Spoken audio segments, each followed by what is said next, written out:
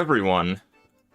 So this is a bit of an impromptu stream. I just posted the waiting room a little bit earlier than potentially is ideal, but it looks like we've got a few people here, which is great. So this is not going to be the most interesting stream, I can't guarantee that, but I've actually taken to trying out the game we came up with last time. There's not going to be a whole lot of rules development in this stream because, as it turns out, what we came up with last stream is actually pretty fun. Hey everyone. So for this stream, what I was going to do is just sort of walk through making a basic card frame. I've printed out a few test cards just using text to try out the engine, and it's actually working. So next step is to make it look a little bit more interesting, a little bit more exciting to play, and that is going to be by creating a card frame and getting some basic art in there. So for the art we're going to use something a little bit more professional, but for the creating the frame stream, I've created a couple of very rudimentary little assets that we can use here. My art abilities largely stopped developing in grade school, so this is not going to look very good, but we've got a little bit of code here that we can use as a texture asset. We've got a little fireball, got a little bug here. We can use this for viruses, code walls, the like there. And we have funky wizard dude. Very, very high quality art going on here. So the first step is to choose your image processor of choice. In this particular case, I use the website Pixlr. You can use Photoshop. You can use Paint.net, I think, is another one. There's plenty out there. Just pick and choose whichever one you want. Then you create a 750 width by 1050 height. Thank you. 750 width by 1050 height. And you can start going from there. Depending on where you go to print these, you might need to fiddle around with the margins a little bit. If you want to have a card which has art that expands beyond the edges, so like borderless art, you want to create something a little bit bigger, I'd give yourself an extra 20 to 30 pixels on each side. But for this particular one, I'm just going to use basic 750 by 1050 because that's pretty straightforward and pretty mindless. But if we are using these, a pretty good thing that we're going to need to kind of pay attention to is to make sure that there is actually a black border on this. Because if we wanted it borderless, we'd want to have a little bit more bleed space. So, for this stream, I'm just going to be kind of taking it easy, just walking through all of the steps, and hopefully by the end of it, we've got some card frames that we can actually use to make this game look a little bit fancier as we go through testing it.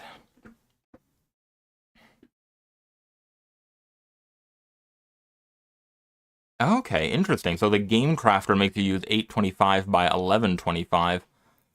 I don't remember which one the Game Crafter is. I don't know if that's the one with, you just send in the individual art.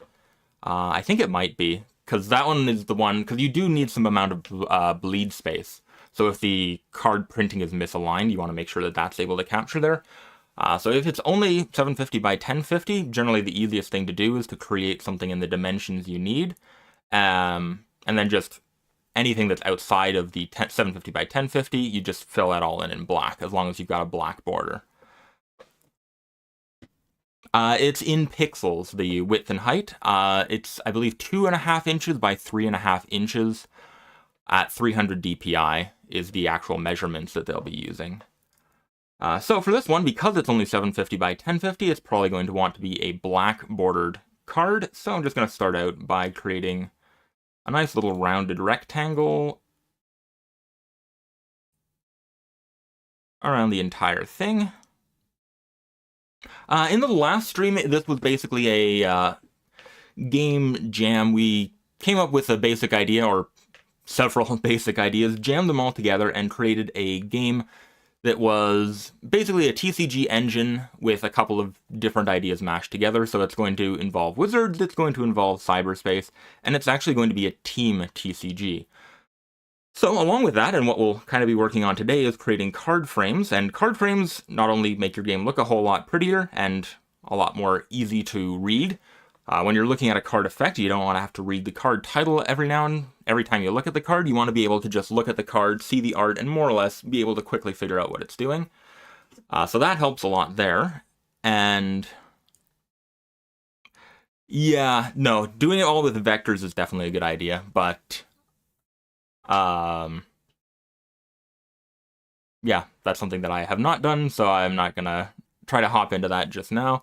But yeah, no, that's a very good point. A lot of the stuff that I'll be doing here is very easy to do with vectors as well, so realistically, you probably should be doing that, because that allows you to blow up the frame basically arbitrarily large. Again, not saying that this is the best tool to be using, but this is more or less the best that I've figured out how to use at this point. Yeah, so for this game, there's 4 card types that we'll need to be thinking about. We've got the spells and programs that are in the player's main decks. We've got the leader card, or wizard card, or whatever that's going to be, which is sort of, again, your leader card, your avatar card, that acts a little bit like a planeswalker. And then we've also got code walls, which are the barriers that you're trying to defeat in order to win the game. And because this is a team TCG, you'll all be contributing to try and defeat the same set of code walls. Alright, so we've created a first little block here. I'm going to change the fill to be black, because that's the easiest way to do it. Actually, make the outline black.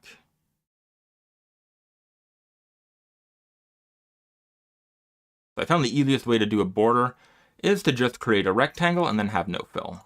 So now we can kind of see we've got a black border around the edge. I'm not sure, but Vanguard is definitely one of the games I was kind of looking at that matched the cyber theme relatively well. Vanguard has a similar thing going on where it's a little bit technological and a little bit magical. So it's not something I'm consciously copying, but it is something that seems to work in the same space, so I'll definitely be keeping an eye on that. So now we can just make that a decent looking size.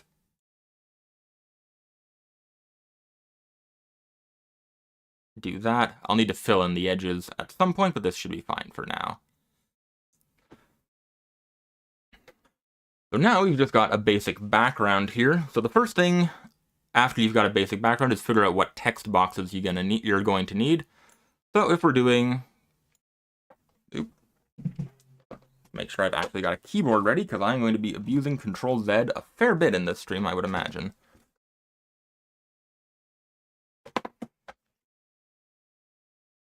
So for the first thing, we'll kind of look at the programs and the spells, and those are going to be very, very similar.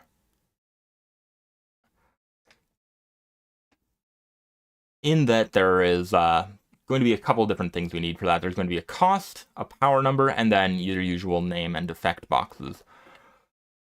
So there's a couple of different ways of going about this. There's Magic's and Yu-Gi-Oh's sort of traditional approach, where you've got sort of a frame here. Oop. Oop. Oh, no, we just did that wrong. Come on. Stop. Cancel. That's the one thing that's so annoying about this, is if you actually click inside of a shape, it'll actually select the shape instead of creating a new shape. So let's make sure the shape is not selected. And there we go. So Magic and Yu-Gi-Oh are kind of like a main frame with a little box that has the art in it.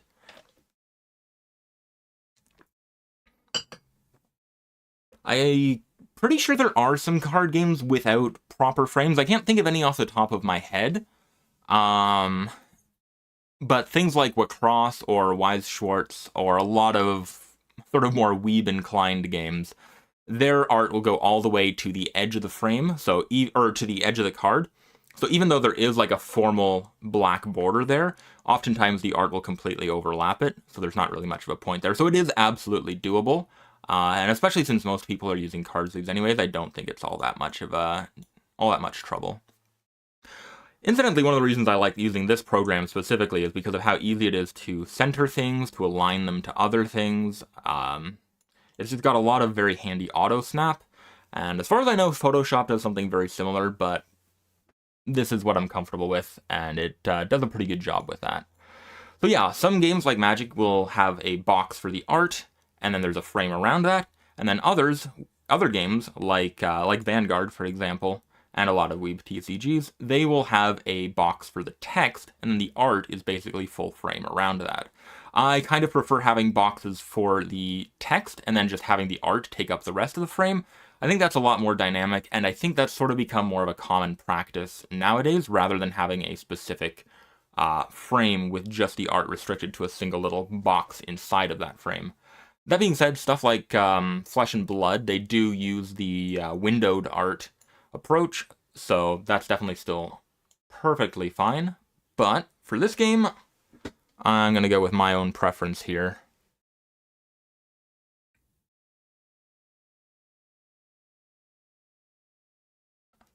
Oh yeah, Adobe Illustrator would be a good one as well. Again, using vectors is probably ideally better, especially if you're planning on doing like promotions with it. If you want to make like an absolutely giant version of the card, you can scale it up pretty freely. And the issue with doing it in a program like this is that it's much more difficult to scale up for anything. Realistically, when you're printing it out, you're not going to need anything bigger than this. But if you're planning on using it in promotional materials or doing other stuff with it, it's yeah, definitely probably better to approach it from the other aspect there. So I'm just going to throw in some text boxes. I'm going to hide this way under here so I don't accidentally select it. No, that's still going to do the thing. Get rid of you. So we're going to need one box for the text. Now, theoretically, you don't even need a box for the text, but if nothing else, this will give you a good idea as to where you're putting it. You'll need another box for the name and probably typing, so that's probably about the size you're going to need there. And you can sort of adjust this as you figure out how much text is going to be going in there. But first, you want to create sort of the display of where you're putting everything, and then you can kind of start moving it around. From there,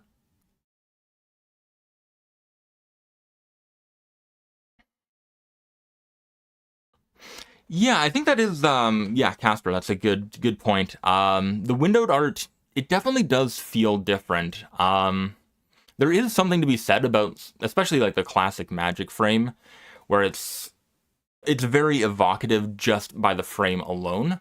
Whereas, yeah, you're right, there's a lot less room you have to really craft the game's identity rather than the art's identity if you're just using sort of a more full art field. Yeah, exactly. So the frame is kind of like a piece of art itself in the game.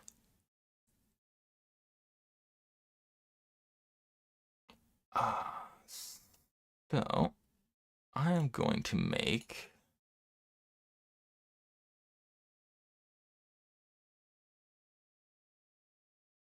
so I'm not quite sold on what the shapes are going to be, but that's another thing to think about when you're creating this is do you want very solid, hard boxes, or do you want them to be curved a little bit more? For this one, I'm not quite sure. If it was more sorcery-based, I'd probably be going for a more curved look. If it's more tech-based, I'd be going for more hard edges. For this one, I'm just going to start with some hexagons, because I like my hexagons. So there's a couple of different things we need to put on here. There's the name and typing, there's the effect. This is going to be for the cost, and then we also need some kind of a box for the power, which I think... No, I don't like that. Oh, maybe that actually works.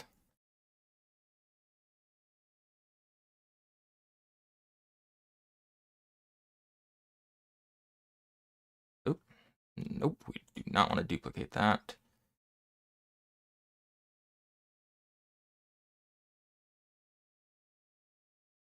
Affinity Publisher and Affinity Designer. I will need to give those a look. I don't think I've heard of those, but that definitely always in the market for something. I definitely prefer having programs that you can just download to your computer and keep them there rather than web apps. But this is the combination of being very, very cheap and also... Oh, power bottom right. That is a good call. I'm not quite sure... yeah, that's a very good point. Kind of the instinct is to put power over here because that's where Magic puts it. But if you put it over here in the bottom right, when you fan out your hand, it's much, much easier to see. unless you're left-handed. But even then, putting it over here is just going to make the fan in your hand a lot better. Some games have done that. Magic the Gathering is kind of old school in that it doesn't. But I think absolutely having the relevant stats on a card all be aligned to one side makes it much, much easier to read when it's actually in your hand.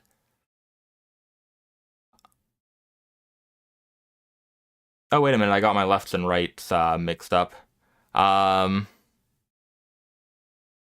Yeah, so bottom right is kind of classic. It gives you a nice symmetry with the cost in the top left and the power in the bottom right.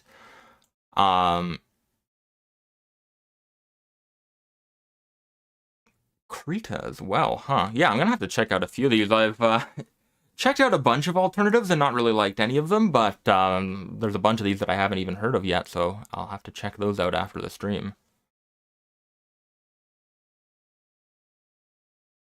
Yeah, and different stats having different box shapes is also really nice. For now, what I'm gonna do... There we go. That's what the art's gonna kind of look like. That'll be our border. There. I'm gonna make that a little smaller. We're gonna give that a bit of a background.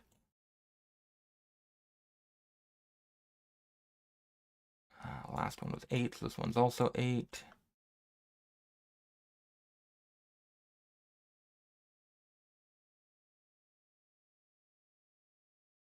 There we go. So that's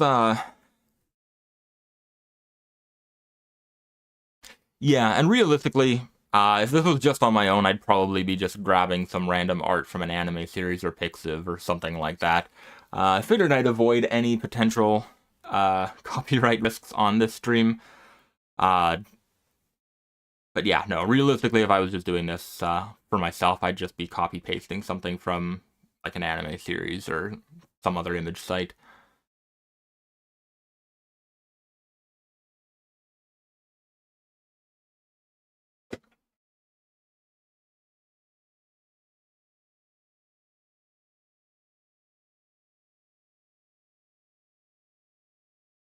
Yeah, so yeah, there'll be some type lines in this game. So I'm going to add some text, and then we can kind of, once we've got all the basic elements, then we can start moving them around and making them look a little bit fancier. So this is going to be Orange Fireball, since this is an orange card. It's a slightly nicer font.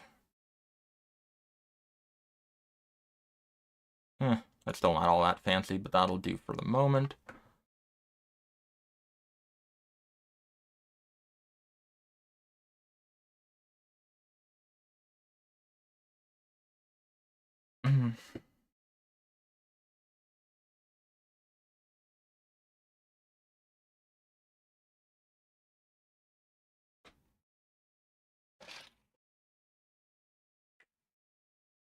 Yeah, actually, that's a really good good point. We need to get the cyber flavor in here a little bit more. Unfortunately, with my test game, the test cards I've gotten so far, it has been extremely generic in the names. It's literally Orange Spell, Orange Program, Orange Leader, and stuff like that. I haven't even thought of any of the fancy names. But,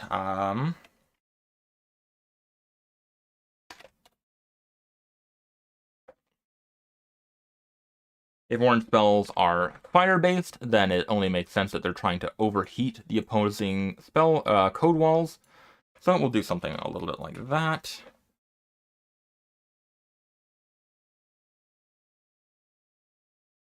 Mm. Mm.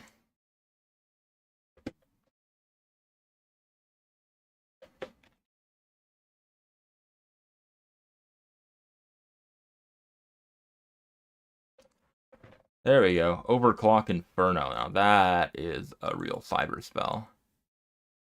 Get that a little bit smaller.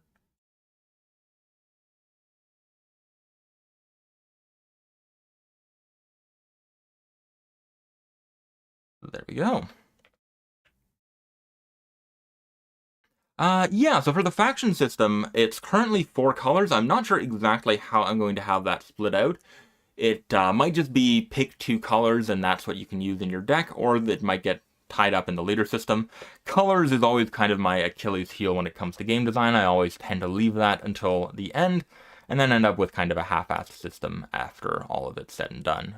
But for now, there's 4 colors. At some point, I will want to be going through all of the frames that we make for each card type and creating different color backgrounds for each of them. Hopefully that's going to be fairly straightforward, but for now we're just going to work on one color, and we'll see where we go from there. But yeah, ideally each color wants to have a unique frame. It doesn't need to be like a unique layout, but it should have elements of that color integrated into the framework as well. So this is going to be effect text. What is an example of an orange spell?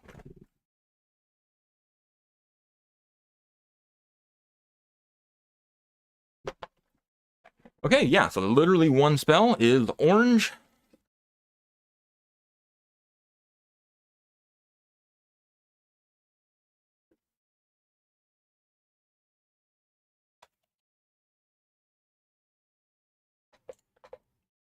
I actually have an upcoming video on this. Oh, and for this one, we 100% always want to make sure that our fonts are aligned properly, because that is going to mess up a whole bunch of things down the road if they are not.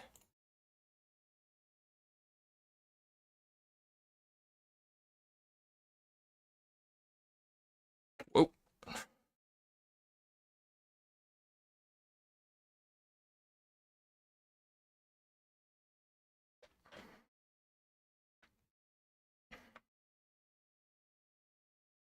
Huh, that's actually an interesting piece of trivia about serif fonts. I did not know that.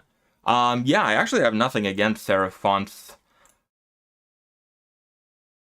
The reason I jumped into this one instead of the more classical Georgia font is mostly because I didn't want to just jump into Georgia font, because that's my usual go-to. But that is actually interesting.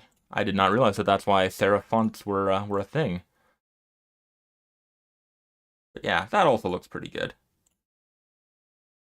So I'll add one more. So this is a card that costs 1.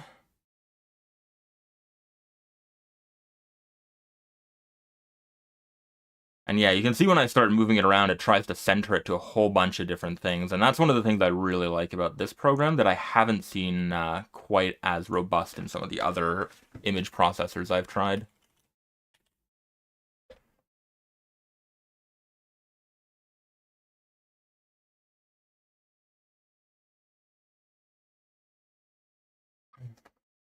And then this also has 1 power.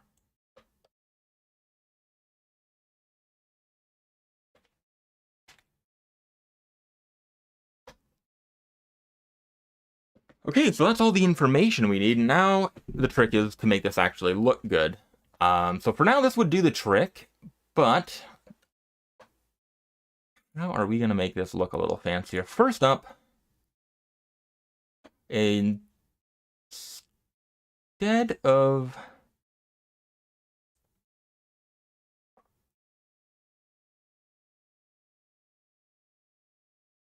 Yeah, this is kind of the point where I need to decide if I want to use hard edges or soft edges, and I think for this game, I'm actually kind of wanting to try out using hard edges instead. So I'll just switch this to a normal one, to a normal unrounded rectangle. And I am going to add in... There has got to be a better way of doing this, but I'm going to use this in an extremely painful, inefficient way.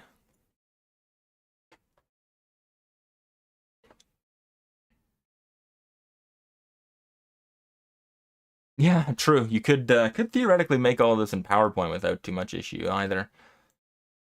So this can go right here. I'm going to make it a different color so it's a little bit more obvious.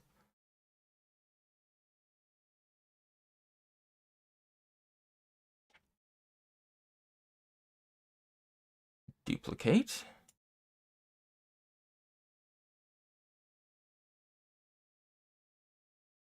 Rasterize. Flip like that. And there we go. We can kind of see Now I can merge these, duplicate it again, flip it here. And this is where you can kind of see the advantage of having something that snaps to basically everything. It's very, very easy to... Oh, never mind. There we go. There we go. Well, maybe there's a few too many aspects on here to be snapping to at this point, but theoretically, there we go. We can kind of snap it to be right flush with the main box here.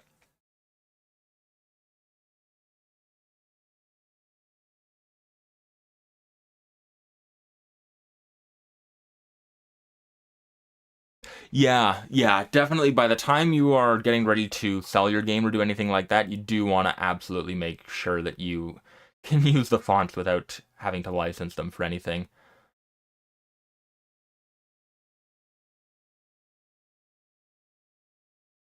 That's one thing with the game that I am currently working on actually publishing at the moment. That's one thing I absolutely double check to make sure. Now the issue with this... how's the text gonna work here?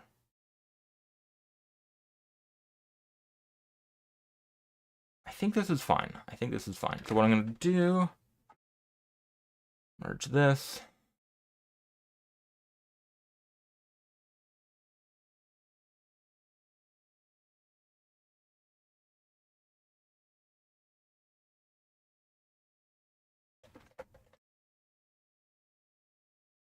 Again, and this is going to be... Oh, no. We want to select pixels here. Definitely don't claim to be an expert on image processing or anything like that. Hopefully, if anything, this is some inspiration. If you also have very little image processing skills, you can do a surprising amount with not a whole lot of skills. And it's going to end up looking surprisingly good, even with just some very basic tricks. So we've got those selected. Now I can just take that. Oh, we need to rasterize that layer as well. Delete. And we just get rid of this. Deselect. And now I've got a nice, weird sort of hexagonal thing. And now I'm going to add an outline to it.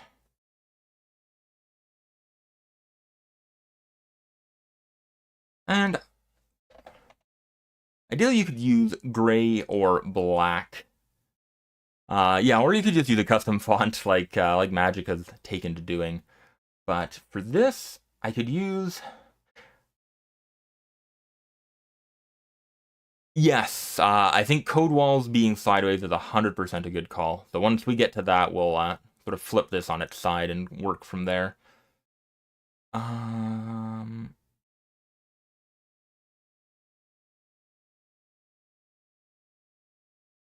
Yeah, no, if depending on how deep I get into working on this game, having sort of a soft fantasy flair for the spells and a much harder, sort of more cybernetic flair for the programs would definitely be a good call. And then having something between the two for wizards would also be kind of perfect.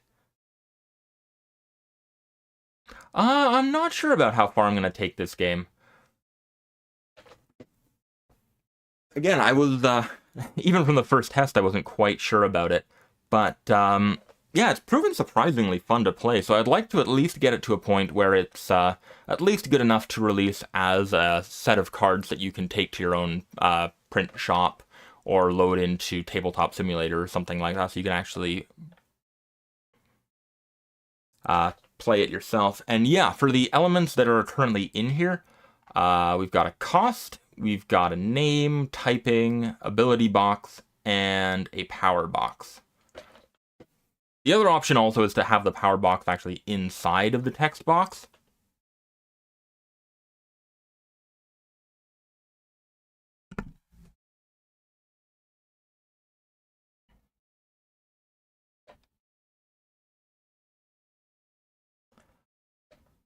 Okay. But yeah, I like this box. So we're going to do something similar up top here.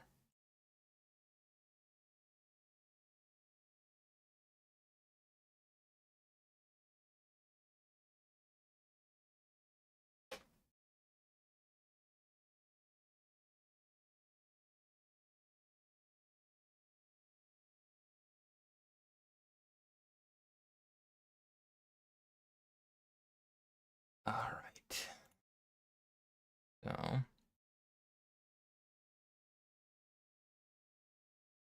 actually, I'm going to rename a bunch of these and then just get them out of the way. Which one's this one? That's that one. That is the power.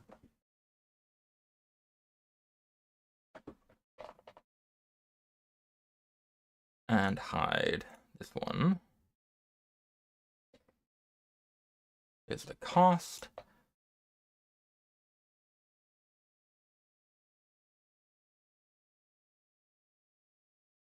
This one. The ability. This one's the name. Wait, no, this is the type. And this one is the name. And we'll hide the art too, because we don't need that there at the moment. So yeah, there's a ton of elements floating around that can kind of make things a little bit more annoying, but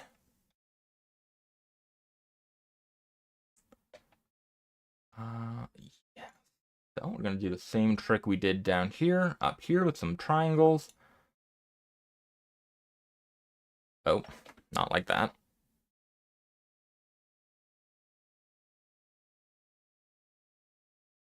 Make sure we're deselected. There we go. Also, I'm hiding this border because it keeps getting in the way. Hold shift to make it even. That is probably going to be all right. Make that a little bit more obvious. Take it there. Maybe a little bit smaller on that one. Yeah, that looks about right. Duplicate it. Nope.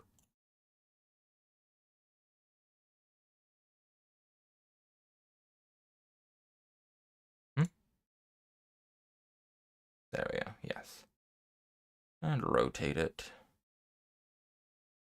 up to here.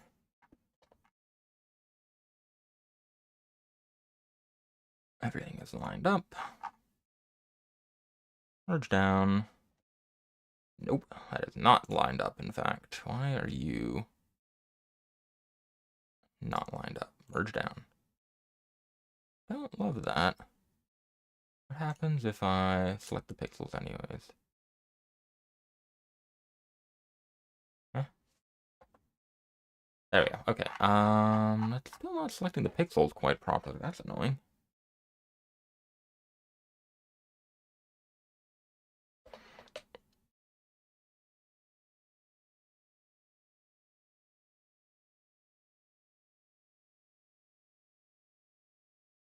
Well, this should do the trick one way or another. Merge down. Sure, that worked. I don't know why that was working, but it's working. Good enough. Select you, select pixels. Go down here. Rasterize, delete. Delete. Oh wait, no. Did we just... No, we did not delete anything. Okay, that's good. This is the layer we want. And it's already... Rasterize, delete. There we go. And select, deselect, select you. And then we'll just add an outline. Make it black.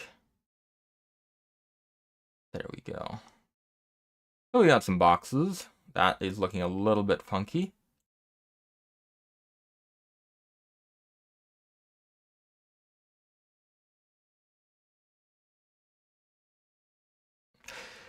Yeah, if there's one good thing about the secret layers in Magic, it's, yeah, they're really letting their designers kind of go crazy with the card boxes.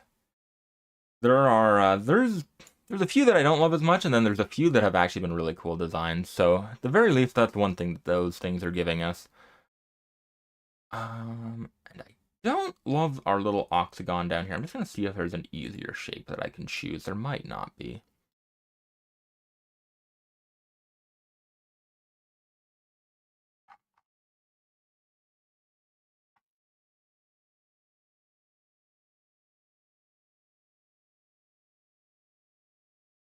Yes, and good call on the textures. That's definitely something that's coming up because having very solid boxes like this is definitely not a great look. Adding a bit of textures, adding a little bit of transparency, all of that is going to make all of these elements look a whole lot better. But for now, that is nice and centered there. And it's not the most innovative thing, but I think I actually don't hate this.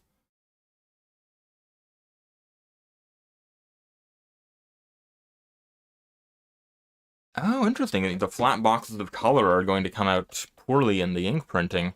Um, I did not know that. I've never actually left large boxes empty, but that's if that's something to avoid, then that's definitely good to know. This one, the one thing I'm kind of thinking that might be interesting.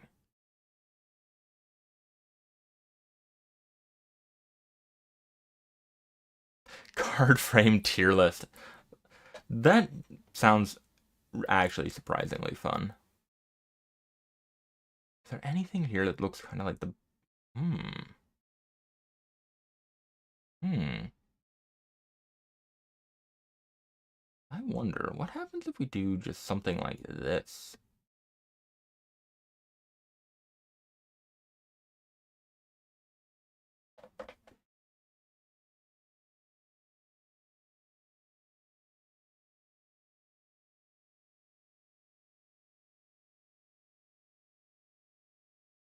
Okay, I'm not sure if this is going to work out, but I kind of want to give this a shot. Give that a 10 outline to match everything else. Make the outline black. See what the border is going to be doing. Yeah, that's still fine. This looks kind of like a banner hanging down, which is kind of an interesting combination.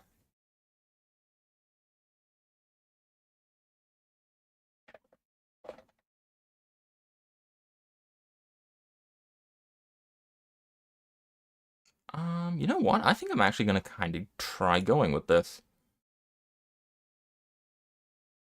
Get rid of you. Yeah, we'll have like a little sort of banner there. And if I was on my other computer, I'd actually have a decent paper texture that I literally have because I took a photo of a piece of paper after I dunked it in coffee.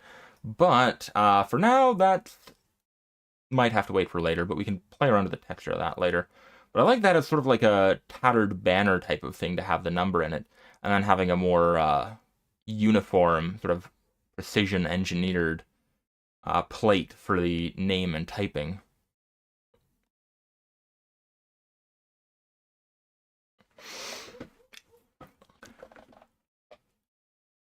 Yeah. So yeah, different. Speaking of different shapes for each faction, Buddy Fight is kind of incredible because they have a different, completely different frame for basically every faction that they have. So it ends up looking really interesting. Sometimes you look at the two cards from the same game and it's like, are these actually from the same game? It's kind of hard to believe sometimes. But yeah, no, they have a really interesting card design there. This I'm not super satisfied with. I want... And stuff like this is also really handy because it kind of gives you a default roster of shapes and patterns to work with. That being said, you're also limited by what shapes and patterns you have, so the more of those you can kind of accumulate over time, the more elements you're going to have to work with. In this particular case, I'm not quite sure what I want to do with this. All I know is that this hexagon isn't really doing it for me.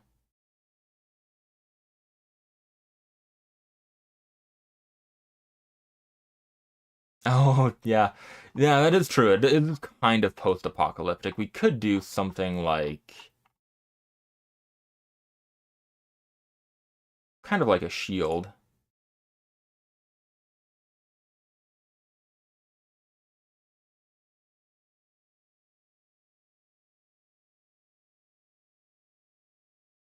Hmm. That's an interesting shape there. Now, let's get rid of that for the moment, but let's also try out that shield again and see what we can do with this shape.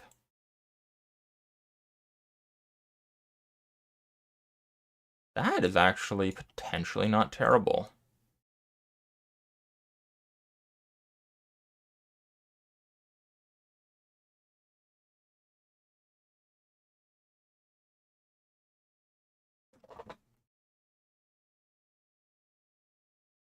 Um,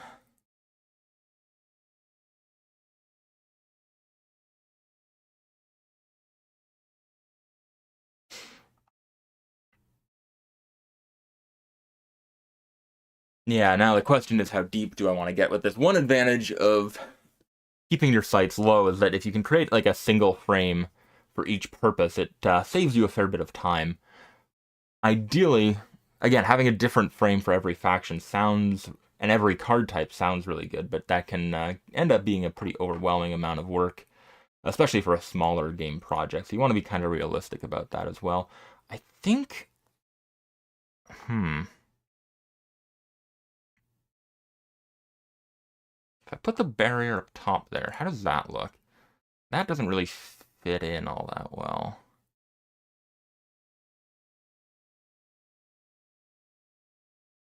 The theme of the game is space wizards hacking cyberspace, so you've got a little bit of different motifs going on.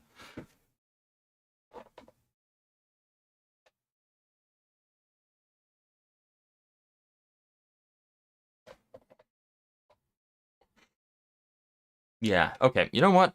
Let's just pick something and go with it. I'm going to continue using...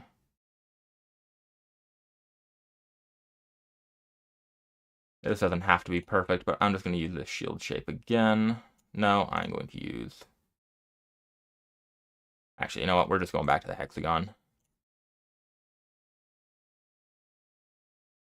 Did I get rid of the hexagon?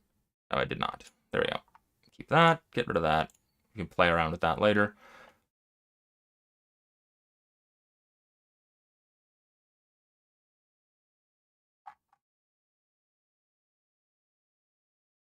I'm going to go ahead and say that that's probably good enough for now. There's a lot more you can do with this, but... Yeah, I haven't really tried playing around with stickers at all, no. There's definitely some interesting things you could do with that, but that's not something I've ever particularly tried playing around with.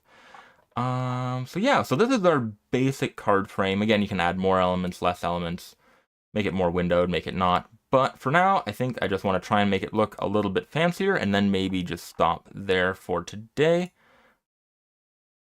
But we'll get into a little bit of stuff that we can do in the background. So one thing, I duplicate this, unhide, grab you, pull it over here.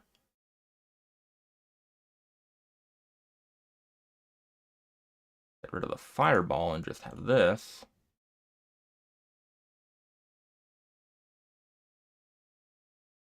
Don't know if this is going to be necessarily an element I want to carry forward, but let's give it a shot. Lower the opacity just a little. The one thing that I'm slightly worried about with all the zeros and ones, but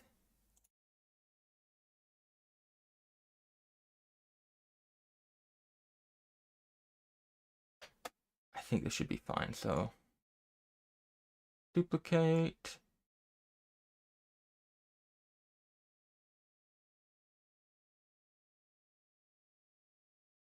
Smaller.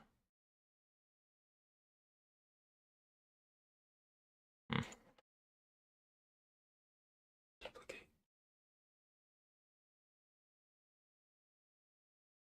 Yeah, that's probably fine. That's just barely noticeable underneath there, which is good.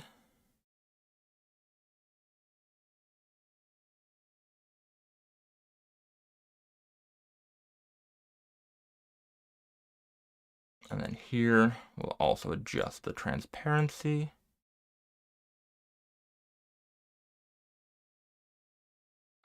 These boxes we probably don't want to adjust the transparency of. Okay, so with that's all of that, then we just need to change the fill.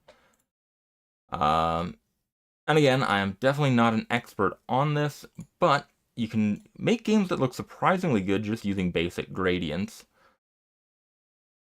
So where's a basic orange gradient? That's actually pretty nice. Oh. No, come on. Oh wait, no, you're a... right. This is actually not a shape anymore. This is how we do gradients here. So again, I'll probably play around with the gradients a little bit more off screen just so I'm not using default ones, but this is more just to show what the effects can be, even just some basic gradients. I'm going to actually darken this a little bit more.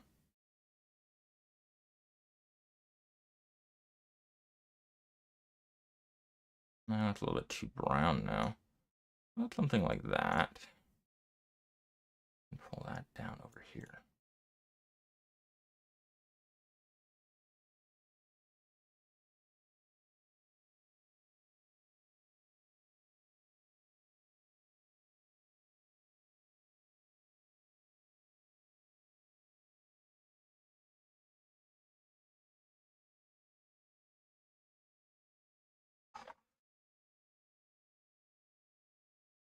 Yeah, this is some stuff.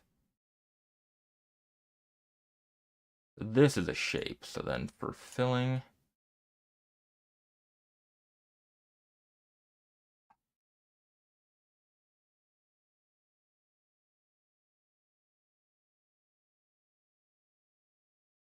actually it's probably going to be easiest to do it this way. Gradients. View. Color we chose was this. The color we chose was this. So this is obviously for the orange card. Select view.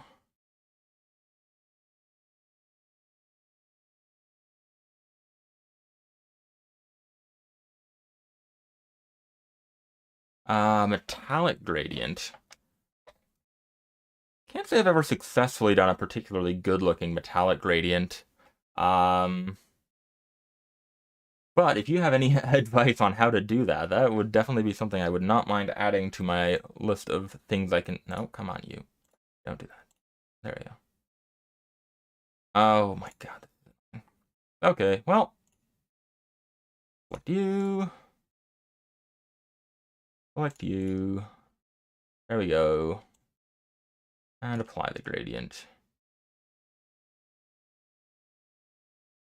There we go, that's actually not bad. Select you.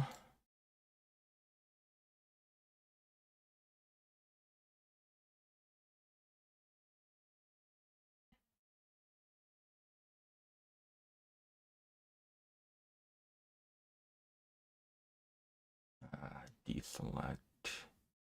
Layer. Rasterize.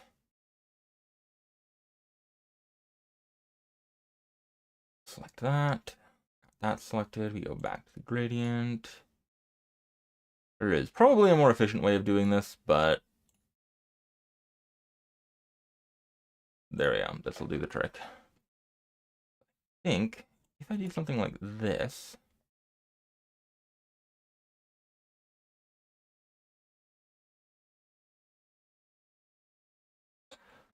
that's actually not bad. Okay.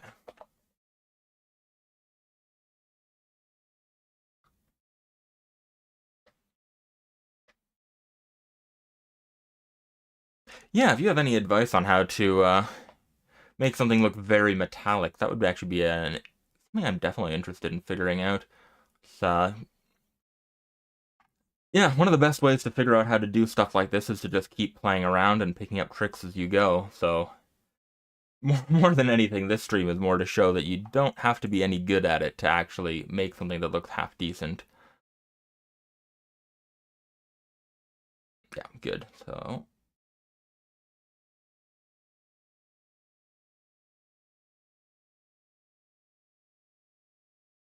and once again, last one.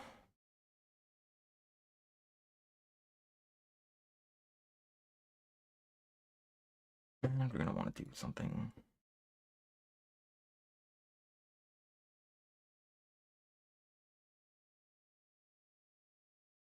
Yeah, there we go. Something a bit like that.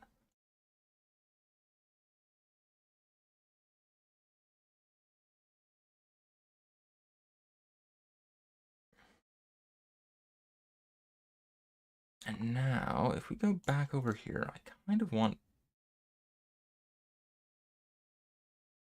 maybe 90 is fine.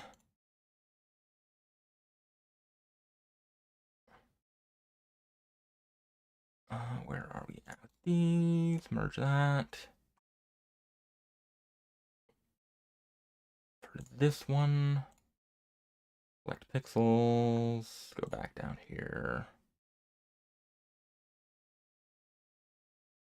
Yeah, simple shapes for now, glitter and pizzazz later. Yeah, that's pretty good. Again, usually the best way to do something like this, hopping in with a very clear idea helps, but a lot of the time just hopping in, playing around, seeing what works and what doesn't is a pretty good way to go along with that as well. Yeah, function over flavor, but even something as basic as this is going to make the game look a lot more engaging to play around with. So I do like having even a basic frame to go off of. So we go back here, select, invert, and delete.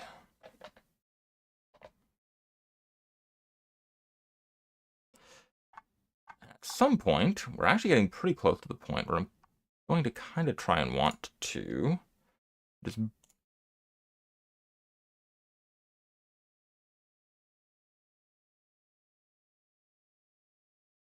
there we go. You select pixels.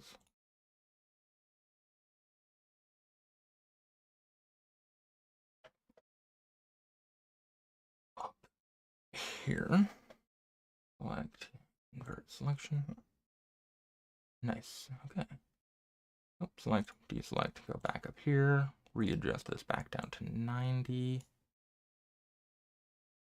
Okay, I'm not going to claim that this is like high art or anything, but this is not too bad. If we drag you back down to the rest of the shapes, and then we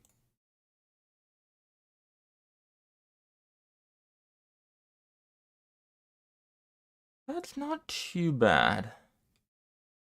Yeah, the one thing I was worried about is having all of the stuff in the background being a little bit too distracting from the actual text, but I think it is actually not too bad.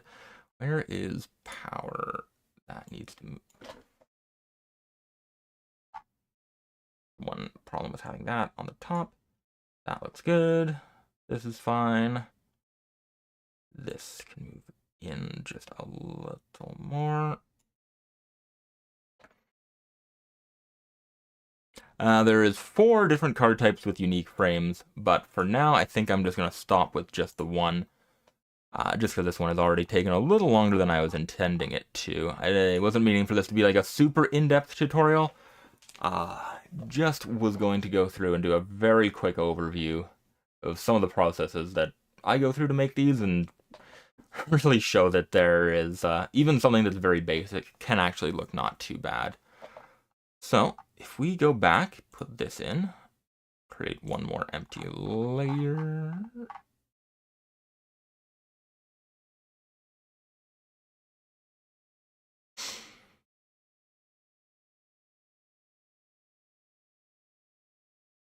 And just create a very basic background like that.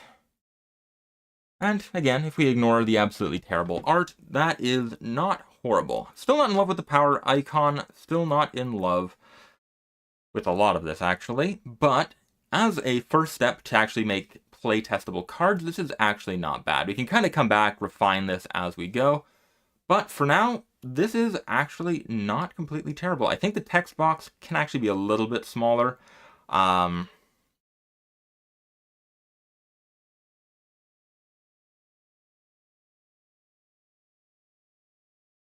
Yeah, no, I think that the power box, I'm not sure if I want to reuse a hexagon since we've got one up there already, but definitely something like a more simple shape. This one is a little bit distracting for sure, but yeah, I think for the moment at least, I might actually just leave this here. If we do something a little bit more like that in the background, that's not too bad either.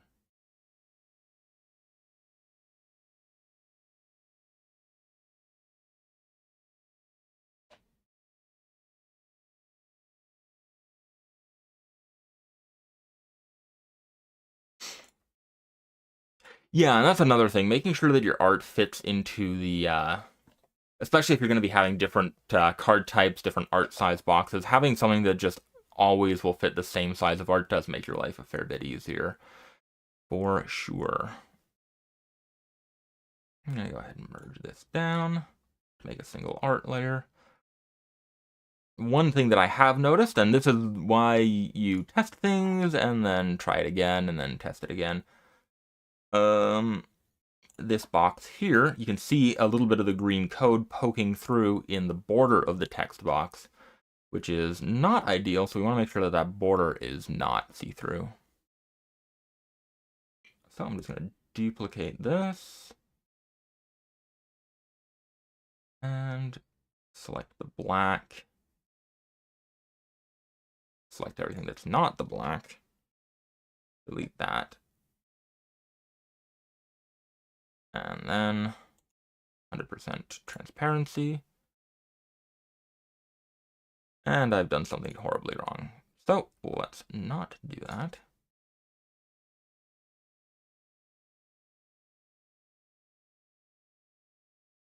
Wait, no, this should be fine. Delete that. Deselect.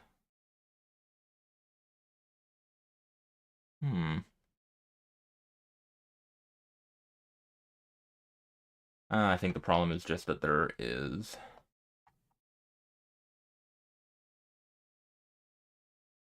a little bit sticking up, which is easy enough to fix. Okay.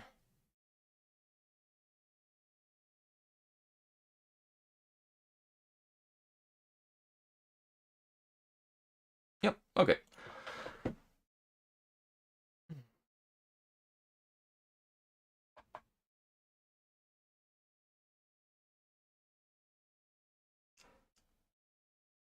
Well, I'm not going to say it's the greatest card frame I have ever designed, but even that looks a heck of a lot better than just a pile of text on a card. Having a name, having some very basic art, that gives you a whole lot more to go off of when you're actually testing the game. So, I wasn't planning on having a super long stream today, and this is kind of around the length I was planning on having it.